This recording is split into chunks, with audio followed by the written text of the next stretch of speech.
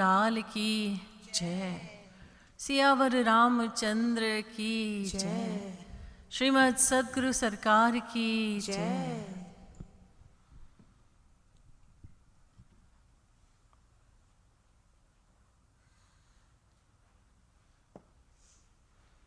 एष वै भगवान् साक्षात् प्रधान पुरुषेश्वरः।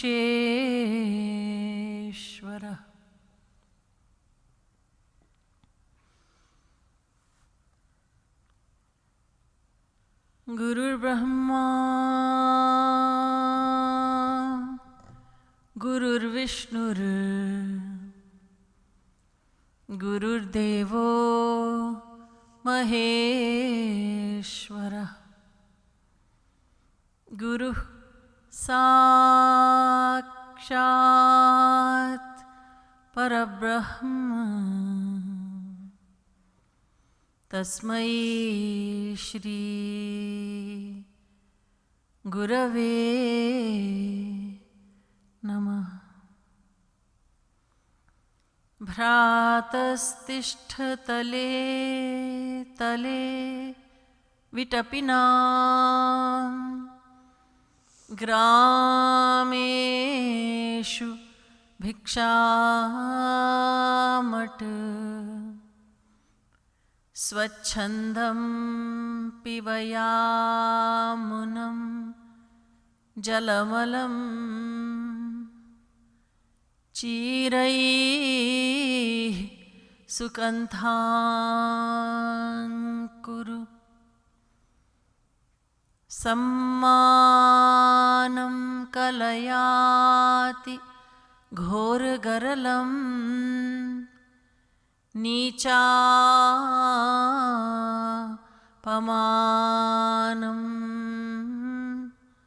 सुधाम्। श्रीराधा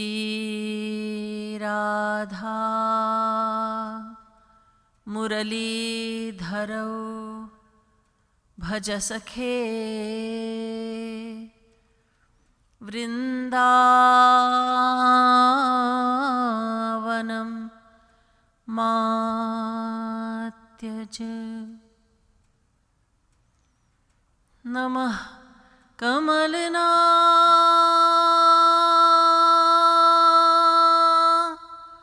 भाय नमः कमलमालिने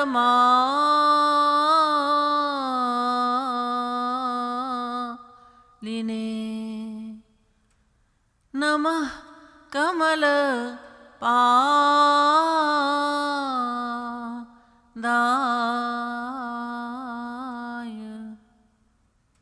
नमस्ते कमलेक्षण।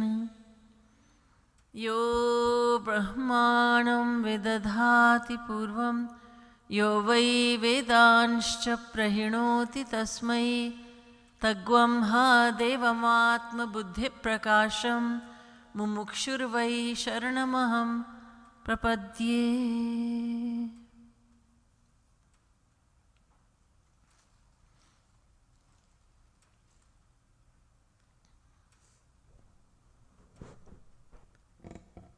Devoted souls,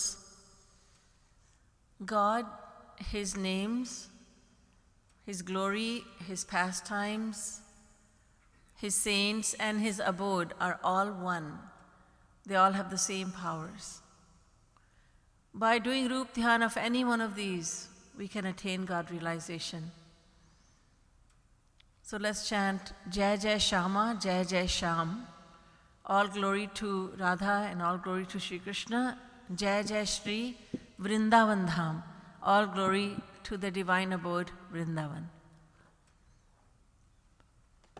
Jai Jai Shama, Jai Jai Sham, Jai Jai Shri Vrindavan Dham. Jai Jai Shama, Jai जय श्याम जय जय श्री वृंदावन धाम। जय जय श्यामा जय जय श्याम जय जय श्री वृंदावन धाम। जय जय श्यामा जय जय श्याम जय जय श्री वृंदावन धाम। जय जय श्यामा जय जय श्याम जय जय श्री वृंदावन धाम। जय जय श्याम जय जय श्याम जय जय श्री वृंदावन धाम। जय जय श्यामा जय जय श्याम जय जय श्यामा जय जय श्याम जय जय श्यामा जय जय श्याम जय जय श्यामा जय जय श्याम। जय जय श्री वृंदावन धाम। जय जय श्री वृंदावन धाम। जय जय श्री वृंदावन धाम। जय जय श्री वृंदावन धाम। जय जय श्यामा जय जय श्याम जय जय श्यामा जय जय श्याम। जय जय श्यामा जय जय श्याम जय जय श्यामा जय जय श्याम। जय जय श्यामा जय जय श्याम जय जय श्यामा जय जय श्याम। जय जय श्यामा जय जय श्याम जय जय श्यामा जय जय श्याम। जय जय श्री वृंदावन धाम। जय जय श्री वृंदावन धाम। जय जय श्री वृंदावन धाम। जय जय श्री वृंदावन धाम। जय जय श्यामा जय जय श्याम जय जय श्यामा जय जय श्याम। जय जय श्यामा जय जय श्याम जय जय श्री वृंदावन धाम। जय जय श्यामा जय जय श्याम जय जय श्री वृंदावन धाम। जय जय श्यामा जय जय श्याम जय जय श्री वृंदावन धाम। जय जय श्यामा जय जय श्याम जय जय श्री वृंदावन धाम। जय जय श्यामा जय जय श्याम जय जय श्यामा जय जय श्याम। जय जय श्यामा जय जय श्याम जय जय श्यामा जय जय श्याम। जय जय श्री वृंदावन धाम। जय जय श्री वृंदावन धाम। जय जय श्री वृंदावन धाम। जय जय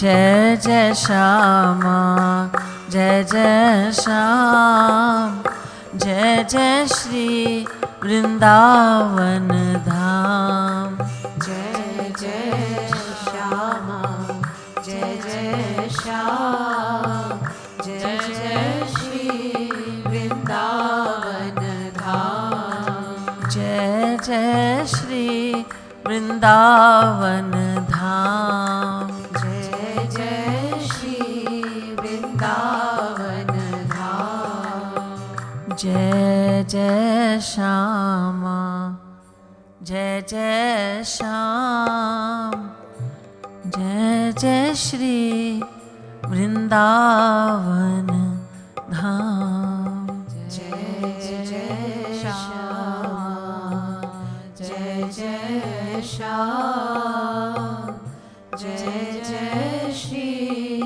वृंदावन धाम बोलिए लाडली लाल की जय श्रीमद् सद्गुरु सरकार की जय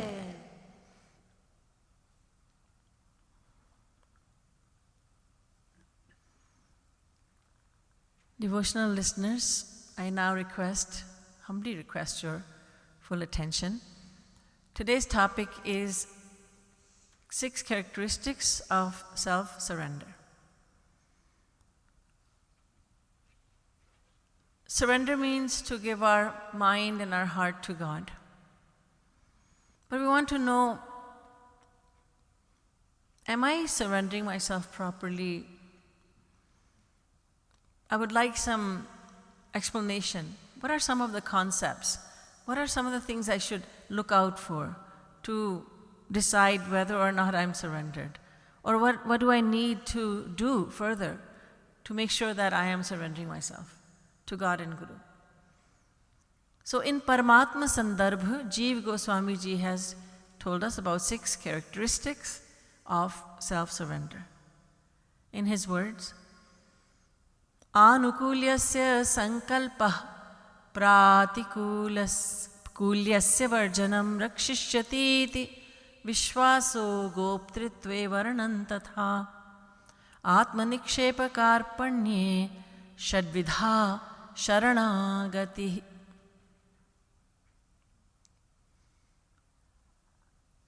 Jeev Goswami Ji says, first of all, Anukulyasya sankalpah. Love God with favorable feelings, feelings of love. Always have favorable thoughts about God and Guru, and love God with favorable feelings of love, because it is possible to attach the mind to God with many different feelings.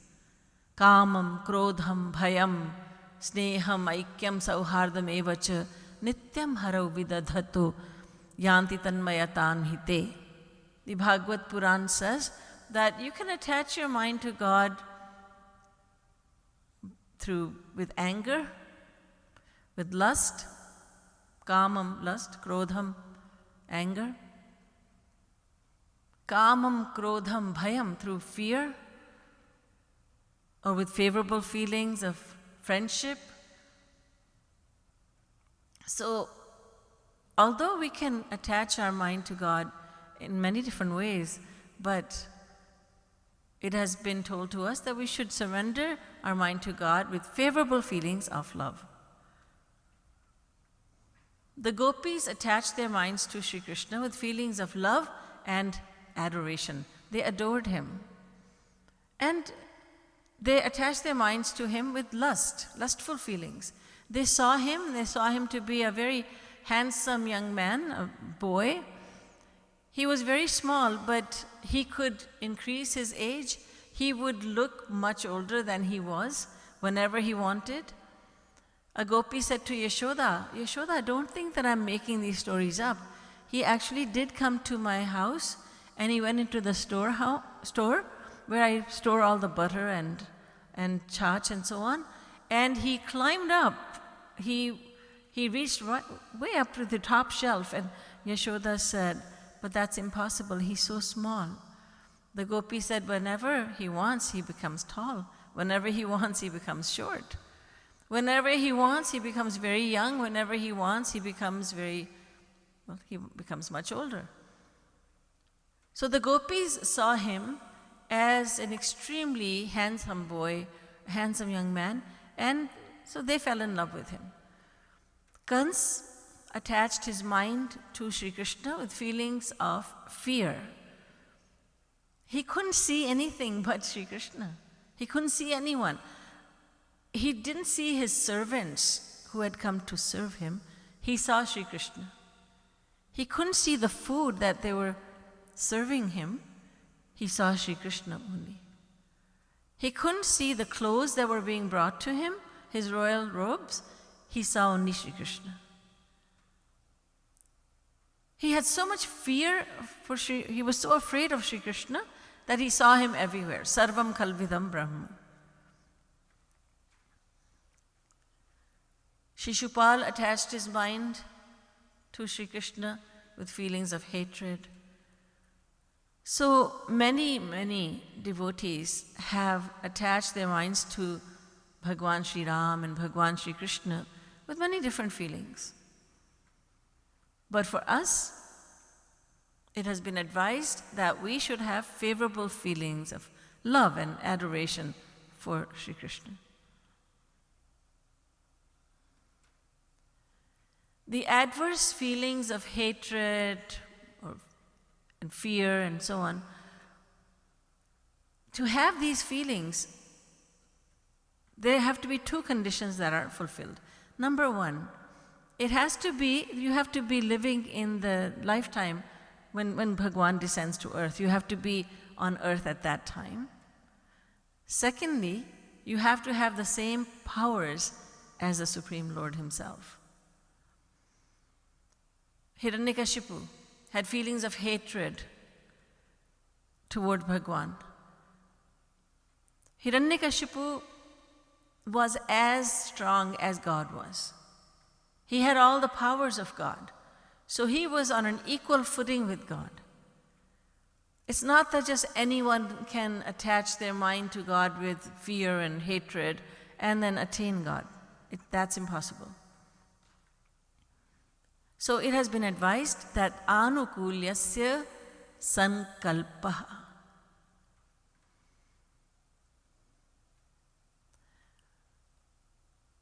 Also, this means that we should accept everything that is going to help us surrender to God. Accept everything that is going to help you to surrender to God. I will accept seva because that will help me surrender to God. I will accept satsang. I will accept sadhana. I will accept the association of saints. All this will help me to surrender myself. I will accept sattvic food and drink because doing so will help me to become surrendered to God. I will accept this literature because it helps me to have more love for God. So the acceptance of everything that is helpful in surrendering to God, that is also another meaning of anukulyasya sankalpaha. That it should be helpful in the process of surrender.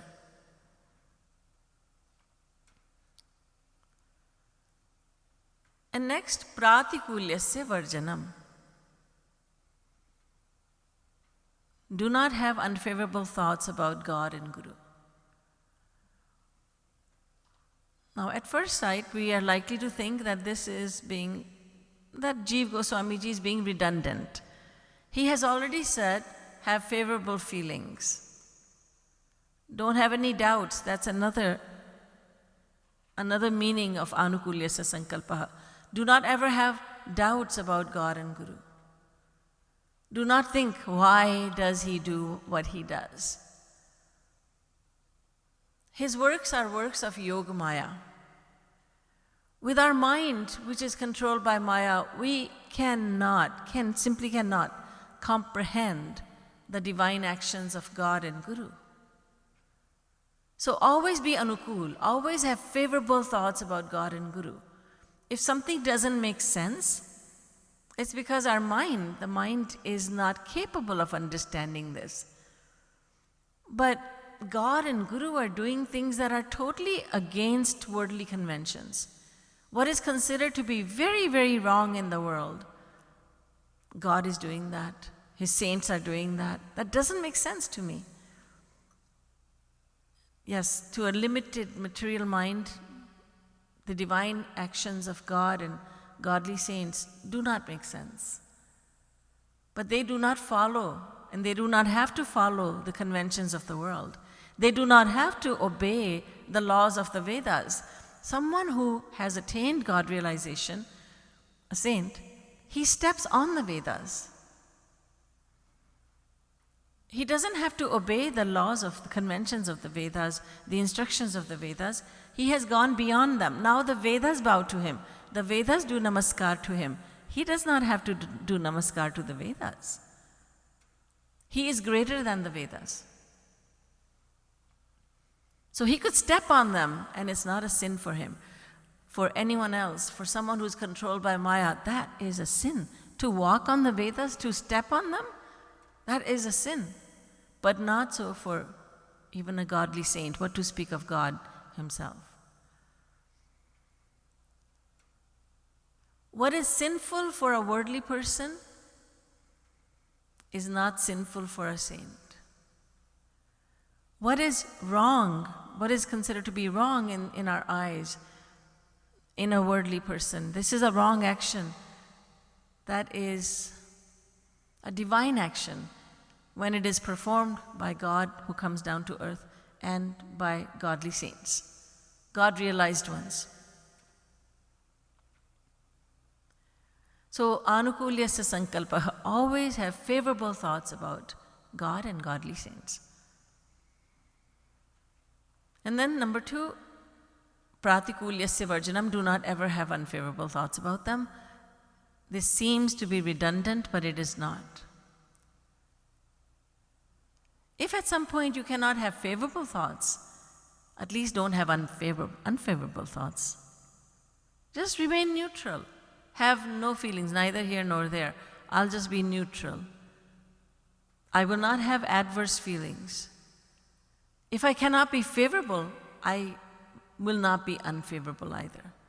Jiva Goswami Ji says, do not have unfavorable thoughts about God and saints.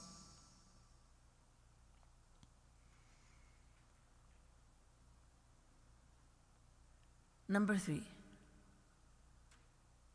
have faith that He will protect you. The one who wishes to surrender to God must have faith that God will always protect him. Prahlad was fearless. He was absolutely free of fear. Hiranyakashipu committed so many atrocities towards his little son, but Prahlad, the little devotee, he was unperturbed. He had firm faith. He was boiled in oil, but God protected him by turning that hot oil into cool flowers. Prahlad was thrown down the cliff into the ocean, but God picked him up with His own merciful hands. Prahlad was trampled upon by elephants, but the elephants could not harm him in the least. God protects the surrendered soul. So there must be a faith, that firm faith, strong faith, that God will protect me. Bhagavan Sri Krishna says in the Gita, does he not? Yogakshemam vahamyaham. Ananyas chintayanto mam ye janah paryupasate tesham nityabhiyuktanam yogakshemam vahamyaham. I will give you what you are lacking, and I will protect what you have already in your possession. Both material property as well as spiritual property. I shall protect what you have, and I shall give you what you don't have and what you need. It was this verse from the Gita that a scholar by the name Jagannath Mishra was reading, and he was reading the Gita. He was a great scholar. And he thought there has to be a mistake in the Gita. That Sri Krishna himself will go to help the devotee? No. He crossed out the word vahamyaham, replacing it with dadamyaham. He will arrange with one of his devotees, with one of his servants, to provide for the surrendered soul. So he used a red pen and he made a so-called correction in the Bhagavad Gita. Jagannath Mishra was a very, very poor man. He and his wife lived in poverty, abject poverty. He would rely on the alms that he was given by villagers to eke out a living. So early one morning, his wife was thinking, what are we going to eat today? There is nothing at all at home. There is nothing. And her husband went off to bathe in the Gangaji, as he always did. He was gone and she was lost in thoughts. Whatever will I give him today to eat? There is nothing. And as she was thinking, as she was lost in her thoughts, there was a knock at the door. She opened the door to find a little boy standing out there. But this little boy, she couldn't even see his face because he was carrying a huge sack on his head. And it looked very heavy. He asked for help and she took the sack and she relieved him of this burden. And then when she looked at the boy, she saw that he had many bruises, cuts and bruises on his face. Her heart was filled with compassion and she asked, "Beta, how did this happen? Who did this to you?" And that little boy said, "Mother, your husband did this to me. I am one of his students, and he did this to me." And she started thinking, but my husband is such a gentle person.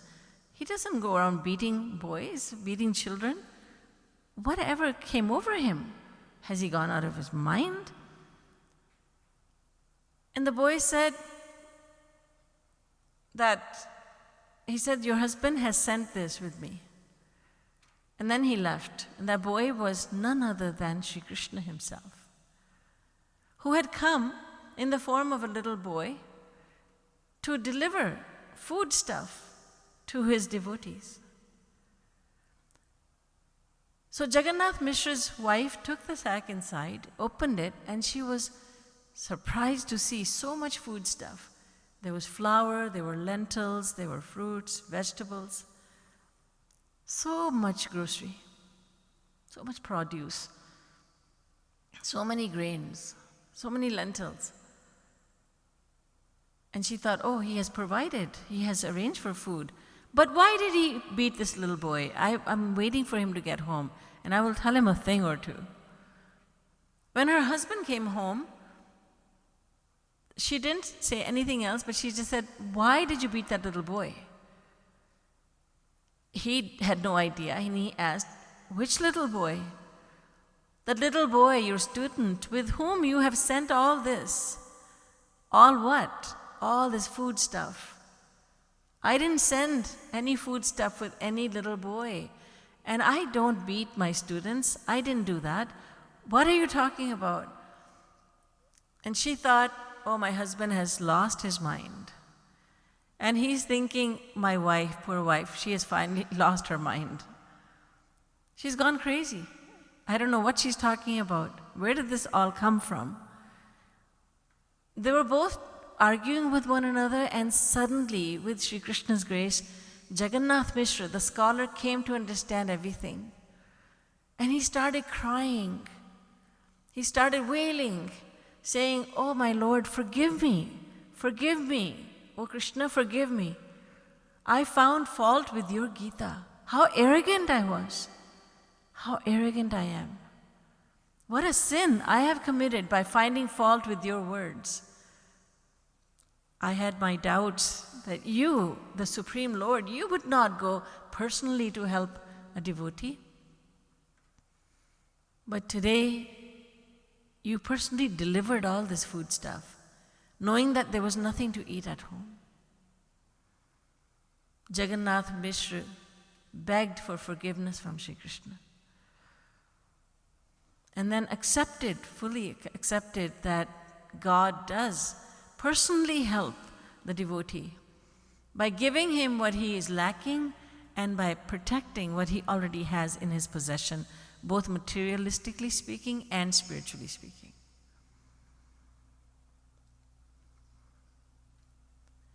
There must be full faith that God will take care of me. My Ishtadev, my beloved Krishna, will take care of me. I don't need to worry. Jagatguru Sri Kripalu Ji Maharaj, Sri Maharaj Ji says, "Shri Radhe hamari sarkar, fikir mohi kahe ki?" Why do I need to worry? Why should I worry about anything when Radharani is protecting me at all times? I am under the protection of my Swamini, Radharani, then why do I worry? This has to be told to the mind again and again. The mind is so accustomed to worrying. It's second nature to us. That comes so naturally to us, doesn't it? To worry about this, to worry about that. And sometimes when there's really nothing to worry about, we worry that there's nothing to worry about. Because we must worry about something. And it seems unnatural not to worry. But the devotee, the surrendered one, he does not have any worries. He's the one who is completely carefree. Completely carefree.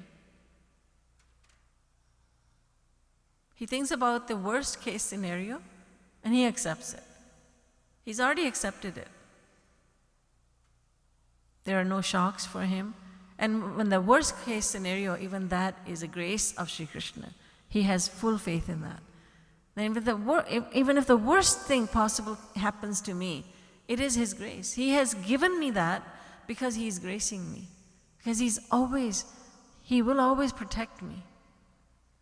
He is my protector.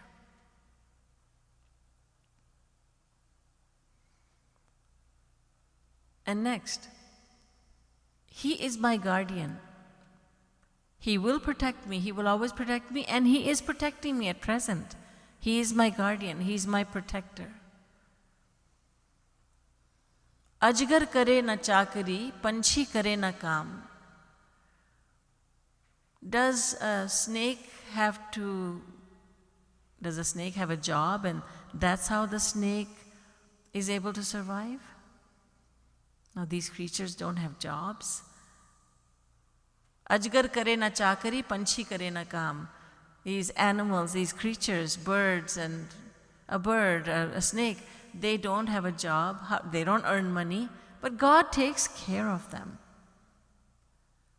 They don't have to worry about anything, God is taking care of them. Even if there's a tiny little creature living under a rock, God has provided for that tiniest little creature. And we are human. We are the most favored children of God. God says in the Ramayana, Sabte adhik manuj mohi bhai. Sab mam priya sab mam upjaye.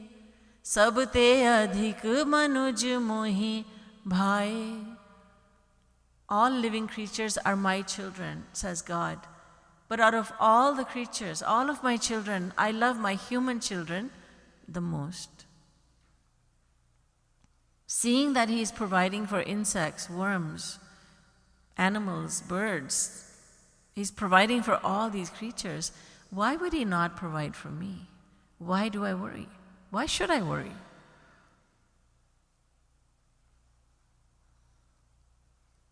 He is my guardian. He is my protector.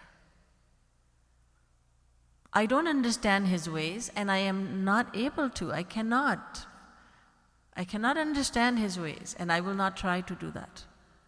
All I know is whatever Sri Krishna does, he is, no matter how he bestows his grace upon me, and it may be very surprising ways in which he gives me his grace, but I will always accept that he is my guardian and that he is my protector.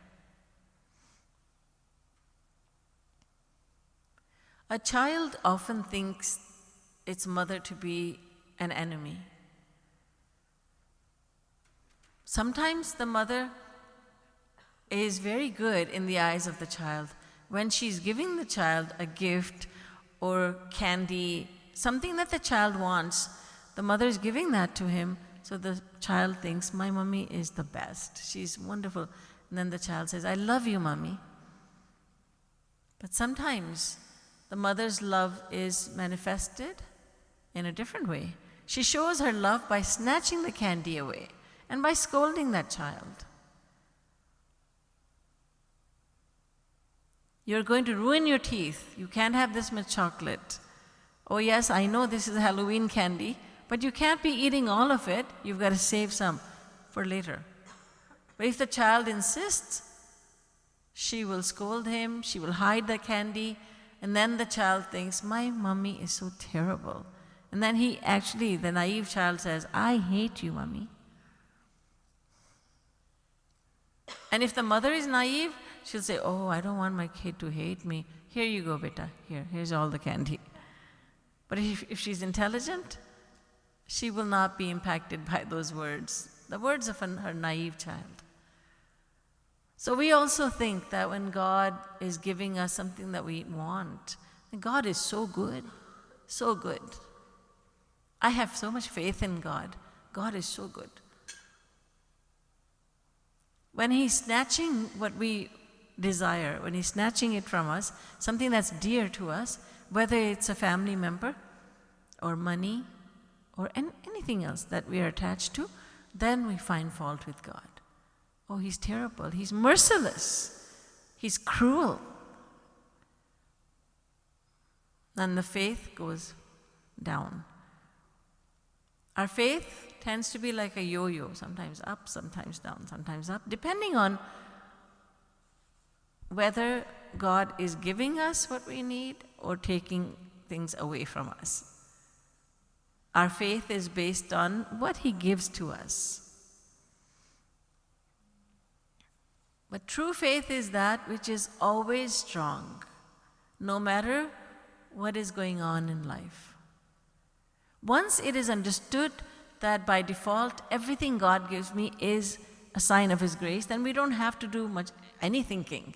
Whatever He gives is a sign of His grace. A devotee went to Sri Maharaji and she was talking. Sri Maharaji asked about her family. She said, Maharaji, I have 3 children. And one of them, she said, he has many problems. He's a slow learner. And she started talking about him, and she started to cry a little bit. Her tears did not fall from the eyes, but eyes became moist. Sri Maharaji said, no, do not let those tears fall. God has given you this child to take care of him. You must take care of him, do your duty, but do not be sad. Do not find fault with God. Do not let those tears fall from the eyes. Act intelligently. Go with this knowledge that whatever God gives you is His grace. So God has given you this challenge in life because He loves you. So do your duty. So God cannot do anything but give me grace. Sri Maharaji used to say, Bichara Bhagwan, poor God. He can only do one thing, and that is to give grace. We people of the world, ordinary people, we can be good to a person, we can do wrong to a person, we can treat a person harshly, or we can just we can become neutral, neither love nor hatred. But poor God, He can only give grace. That's all He can do. He cannot do anything else. He has no choice. So knowing this, that God has no choice, He only knows one thing, and that is to give grace. In Sri Maharaji's compositions, Maharaji talks so much about that.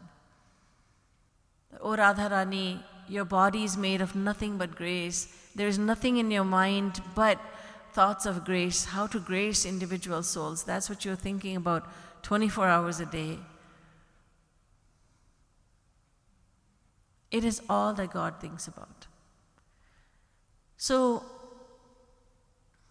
one of the aspects of surrender is to know that God will always protect me. And another is to know, have faith that He is protecting me. He is my guardian. He is my protector. I don't need to worry. So, anukulyasya sankalpaha pratikulyasya varjanam rakshishyati iti vishvaso goptritve varnam tatha. Atmanikshepa karpanye. The next two, the last two. Give over everything to Him. Surrender everything to Him.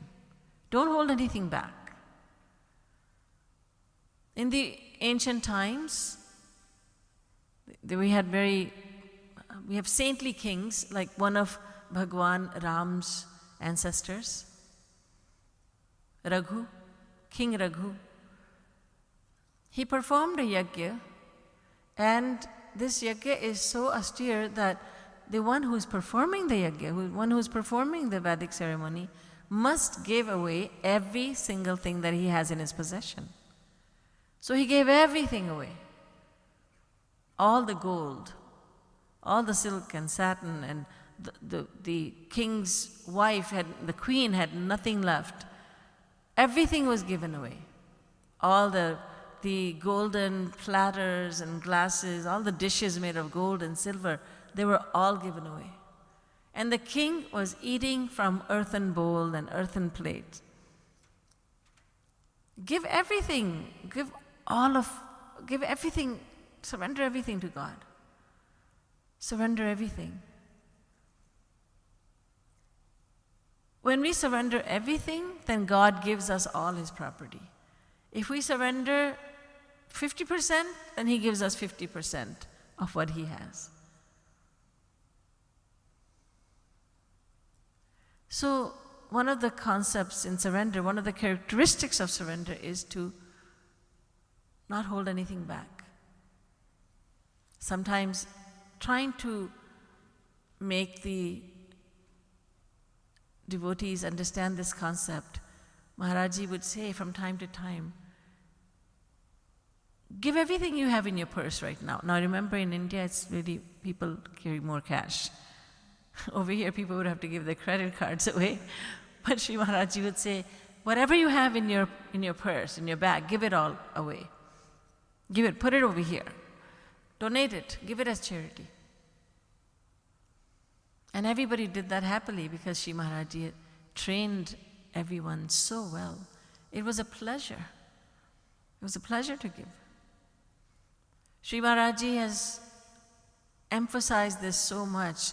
Be generous, be generous. Give and give and give. Scriptures talk about 10% giving. Anyone who has paid attention to Sri Maharaji's words will think, and has accepted those words, will think, 10% is nothing. I must give 90% and keep 10% for myself. Sri Maharaji made the devotees fearless. Don't worry about what's coming in life, because God will protect you. And so many have so many experiences to prove that Sri Maharaji was absolutely right. There's nothing to worry about. Sri Maharaji would give seva, he would ask for financial seva that it would seem that it was beyond our capacity, beyond the capacity of that individual. And yet, when that devotee said, I will do this seva, Maharaji would then shower him with money. Not directly, he wouldn't say, okay, here you go. But this person would find sources of income that he had never thought about. Where did this check come from for $10,000? Oh, I made this much sales, the shopkeeper would think. The shopkeeper devotee would think, I've never had so much profit in my business. How am I profiting so much? Where is this coming from? Sri Maharaji was teaching us that when you have faith in God and Guru, then God and Guru come to help you. You don't need to worry. Just give away completely of yourself. Give completely of yourself. A devotee asked Maharaji, I feel like giving away everything I have. Should I? Maharaji said, if you need to ask this question, then you should not. If you need to ask me, should I give everything away? Then it's obvious you're not ready. So you have a fear. So don't. When you really feel fearless, then go ahead. But the fact you're asking me means you don't have that faith.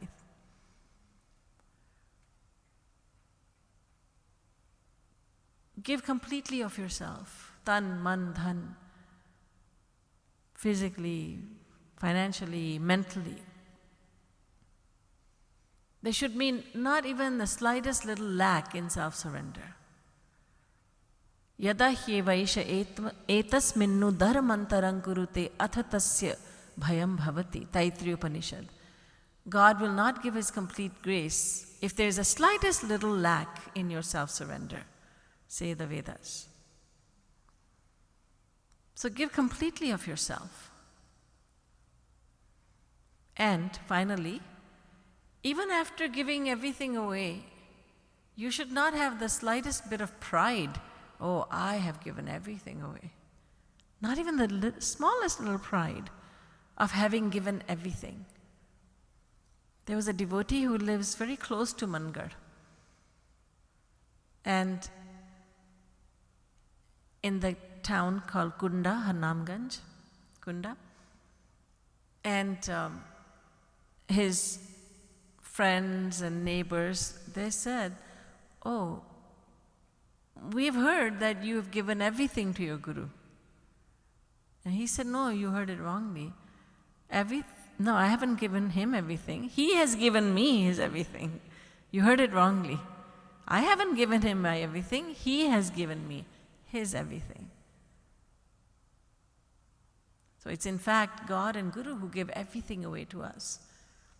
And if we give everything that we have away, what have we really given away? Worldly things, impure things. And when we give the impure possessions that we have, God and Guru make them divine, they purify them and give them back to us.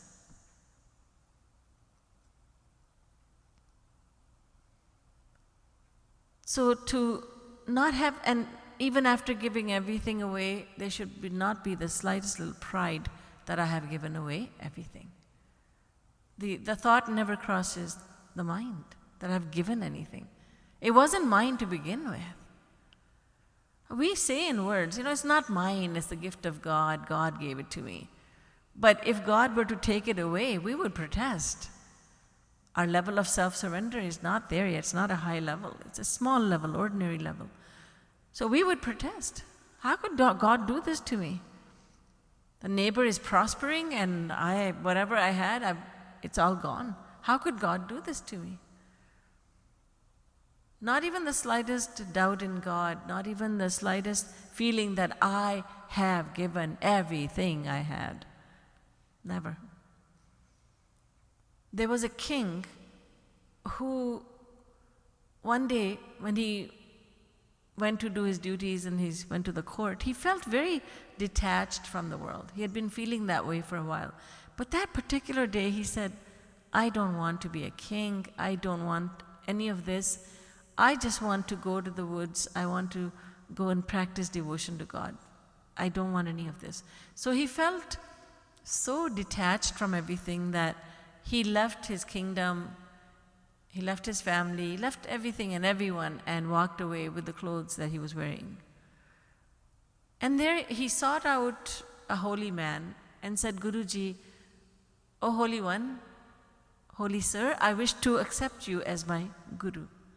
Would you kindly accept me as your disciple?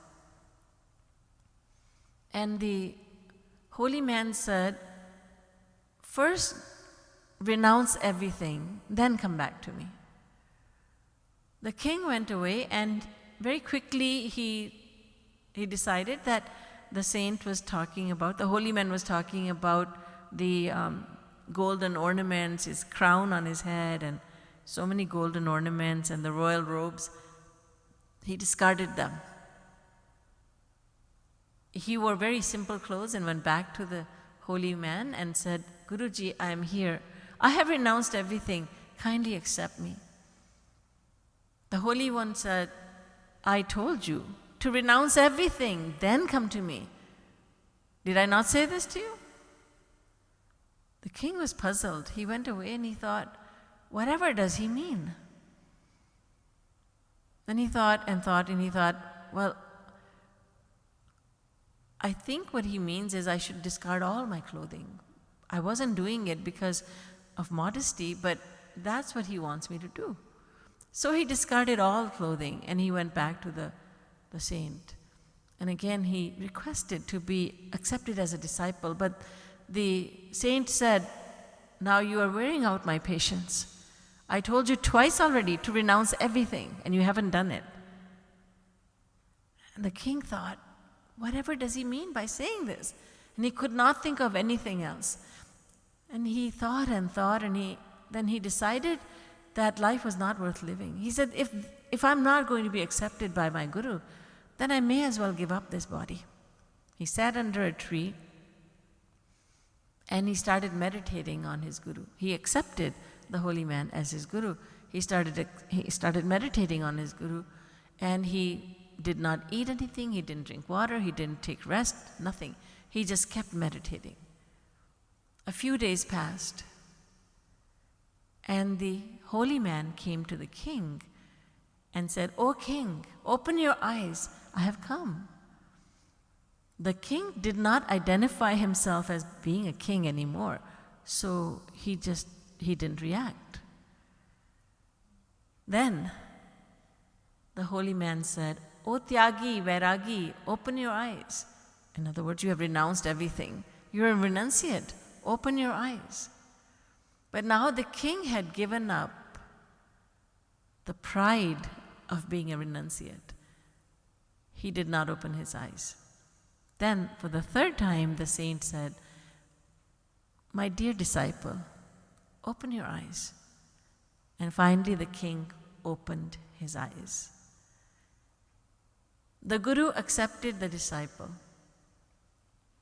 The holy man accepted the king as his disciple, and then explained to him, when you first came to me, you had this ego, you had this pride that you were once a king and that you had given up so much. And then you had the pride of being a renunciate.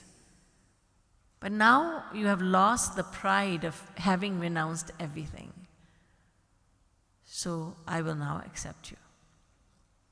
The pride of being a giver, I have given so much. That pride must not be in the heart. The feeling should be that I have not done anything, I have not given anything. Genuine feeling that I have not done anything. I have not done any seva. I have not served God and Guru in the least. And feeling very contrite about that I have not done anything. That humility must be there. Pride is not acceptable to God. Humility is very dear to Him. The humility that I'm lowest of the low. I have something to learn from everyone. And never having the pride that I'm a surrendered soul, I'm a devotee, I'm a giver, I'm so generous. None of that.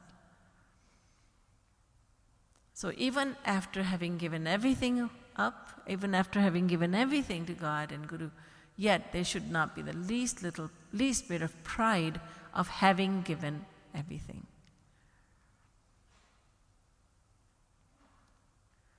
These are the 6 characteristics of self-surrender as told to us in the scripture called Jeev Sandarbha, Paramatma Sandarbha, by Jeev Goswami, one of the disciples of Gauranga Mahaprabhu.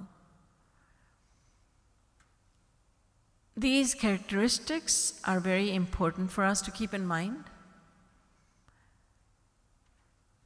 We should not simply listen to what the scriptures are saying. We should not simply listen to lectures. But after listening, we must go over what we have heard again and again. Avritti rasakridupadeshat. The teachings, lectures have to be gone over in the mind. What was being said. And this is why Sri Maharaj Ji would ask so often. He would ask the devotees, what did I say? In other words, how well did you receive what I have given you? How much did you understand? How much have you retained? If you haven't retained anything right now, half an hour after the lecture has been given, then how are you going to go over in your mind what I have said? So we must go over what we have learned. And then we must implement it in daily life. Shrotavyaha, mantavyaha, nididhyasitavyaha. First listen, then revise in your mind what you have heard. And thirdly, make up your mind to implement that knowledge, to implement those teachings in daily life. So we have just gone over the first step when we hear a lecture. And after that, the contemplation must take place. Whether it is done by, whether that is facilitated by writing it, and that's a great idea. When we write something down or we type it on the computer, we tend to remember it more. Whichever way, whichever way helps us, we must do it to retain what we have heard. But these are the 6 characteristics of self-surrender by Jeev Goswami. Boliye Vrindavan Bihari Lal ki jai. Boliye Jeev Goswami ji ki jai. Srimad Sadguru Sarkar ki jai. Jai Jai Shri Radhe. Jai Jai Shri Radhe. Jai Jai Shri Radhe.